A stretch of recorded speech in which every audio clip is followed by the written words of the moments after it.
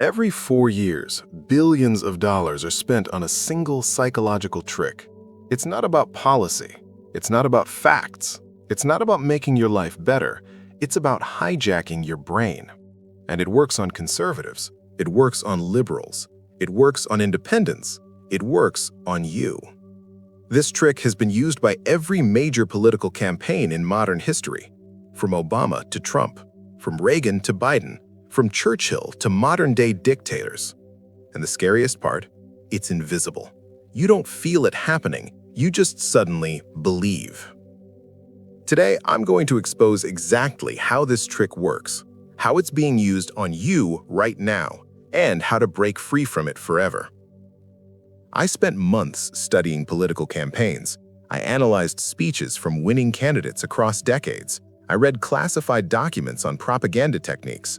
I studied the actual playbooks used by political consultants, and I found the same pattern over and over and over again.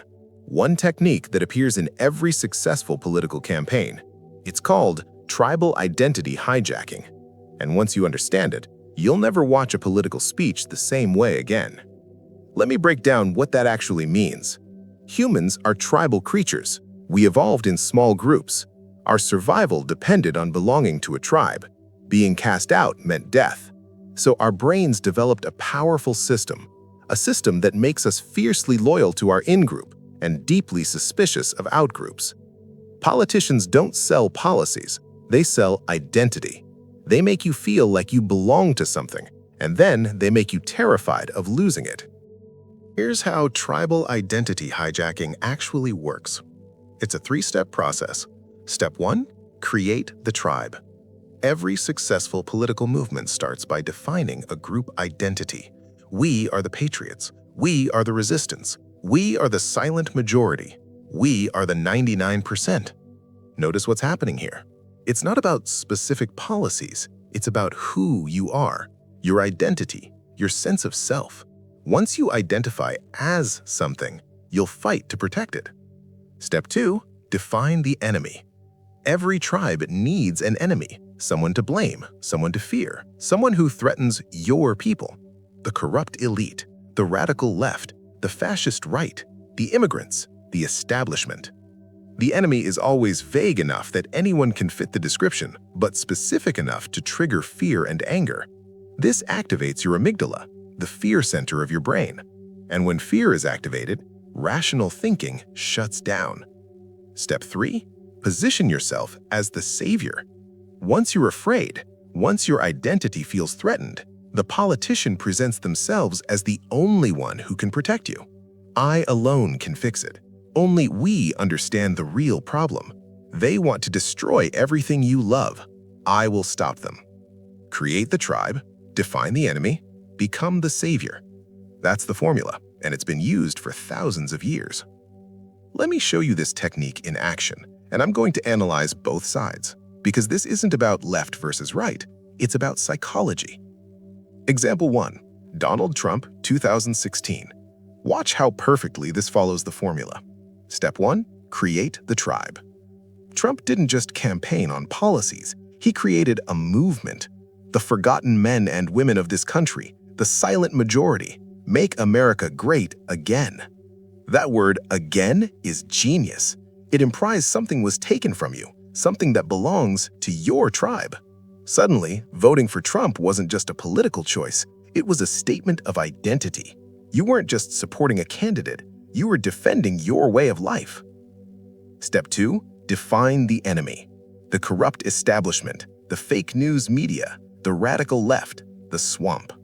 Notice how vague but emotionally charged these enemies are. You can project anyone you distrust onto them. Step 3, position yourself as the savior. I alone can fix it. I am your voice. I will fight for you. He positioned himself not as a politician, but as the only person who understood the tribe. Create the tribe, define the enemy, become the savior.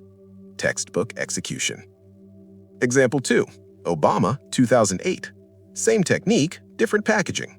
Step 1, create the tribe. Yes, we can. Change we can believe in. We are the ones we've been waiting for. Notice the constant use of we.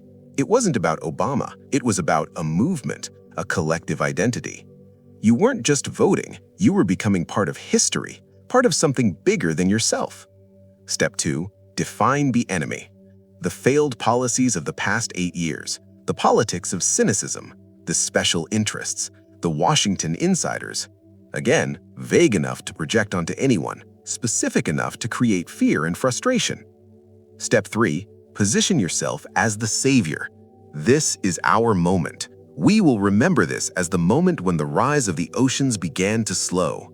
I will be the president who brings change.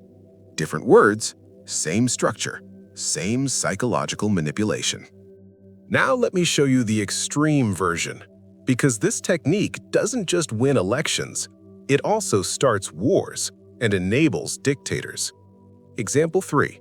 Nazi Germany. I'm not comparing modern politicians to Nazis. I'm showing you how the psychology scales. Step 1. Create the tribe. The Aryan race. The German people. Blood and soil. A powerful identity based on heritage and nationhood. Step 2. Define the enemy. Jewish people. Communists. The corrupt Weimar government. Foreign influences. Notice how multiple enemies created constant fear. Step 3. Position as the savior. I will restore German greatness. Only the Nazi Party can protect the fatherland. Follow me and we will rise again. Same 3 steps, but amplified to horrific extremes. This is why understanding this technique matters. It's not just about winning your vote. In the wrong hands, it can destroy civilizations. So why does tribal identity hijacking work so well? 3 psychological reasons. Reason 1. Identity is stronger than logic. Studies show that when political beliefs become part of your identity, facts literally don't matter anymore. Your brain treats attacks on your political beliefs the same way it treats attacks on your physical body.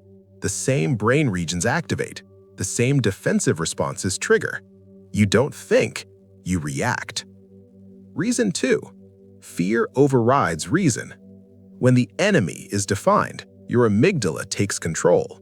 Critical thinking shuts down. Tribal instincts take over. You stop asking, is this true? You start asking, is this person on my side? Reason 3. Belonging feels good. Humans crave belonging. When a politician gives you a tribe, you feel seen, understood, part of something important, and that feeling is addictive. You'll defend the tribe even when it hurts you, because leaving the tribe feels like death, psychological death. That's why people vote against their own interests. That's why people defend politicians who lie to them. That's why family members stop speaking over politics. The tribe has become their identity, and they'll protect it at all costs. So how do you know when you're being tribally hijacked? Here are 5 warning signs. Warning sign number 1, us versus them language. When a message constantly divides the world into us and them, when the other side is always evil, stupid, or dangerous, your tribal instincts are being manipulated. Warning sign number 2, emotional arousal without information. When you feel angry or afraid after a speech, but you can't name a single specific policy, you've been emotionally hijacked. Warning sign number 3, identity labeling. When you're encouraged to call yourself something, I'm a liberal, I'm a conservative, I'm a patriot, be careful. Labels become cages. Warning sign number 4, enemy vagueness. When the enemy is never clearly defined, the elite, the establishment, those people, it's designed so you can project your fears onto it. Warning sign number 5, the savior complex. When one person or one party is positioned as the only solution, when you're told, only we can fix this, run. No single person is your savior. That's manipulation, not leadership. Here's how you break free from tribal identity hijacking. Defense number 1, separate identity from politics. You are not your political party. You are not your candidate. Your worth doesn't depend on who wins. When you detach identity from politics, you can actually think clearly. Defense number 2, seek out the enemy. Deliberately expose yourself to the other side, not to agree, but to humanize. When you actually talk to people you've been told to fear, the spell breaks. They're just people, scared, confused, hopeful people, just like you. Defense number 3, follow policies, not personalities. Stop watching speeches, start reading policy documents. Boring? Yes, but that's where truth lives. Charisma is manipulation, policy is substance. Defense number 4, notice your emotions. When you feel anger or fear about politics, pause. Ask yourself, what specific fact am I reacting to? If you can't name one, you've been emotionally manipulated. The feeling was manufactured. Defense number 5, refuse the labels. Stop calling yourself a liberal. Stop calling yourself a conservative. You are a human being with complex views. The moment you accept a label, you've joined a tribe, and tribes can be controlled. Here's what I want you to understand. This isn't about being cynical, it's about being free. Politicians aren't evil. They're playing the game they've been taught to play. And voters aren't stupid. They're being exploited by ancient psychological programming. The real enemy isn't the left, it isn't the right. It's the technique itself.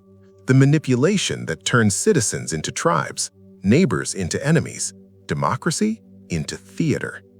The Founding Fathers feared this. George Washington warned against political parties in his farewell address. He called them potent engines of despotism. He saw this coming.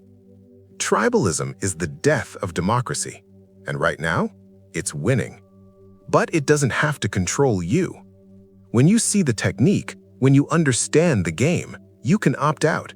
You can think for yourself. You can vote on policy, not identity. You can disagree without hating. You can be a citizen, not a tribal soldier. That's real freedom. So here's my challenge to you. For the next 30 days, refuse to call yourself any political label. Seek out one person from the other side and have a real conversation. When you feel political anger, pause and ask what specific fact triggered it. Notice when politicians use tribal language. And remember, your identity is not for sale. Your mind is not a battleground for their power games. You are not a Democrat. You are not a Republican. You are a human being, and that comes first.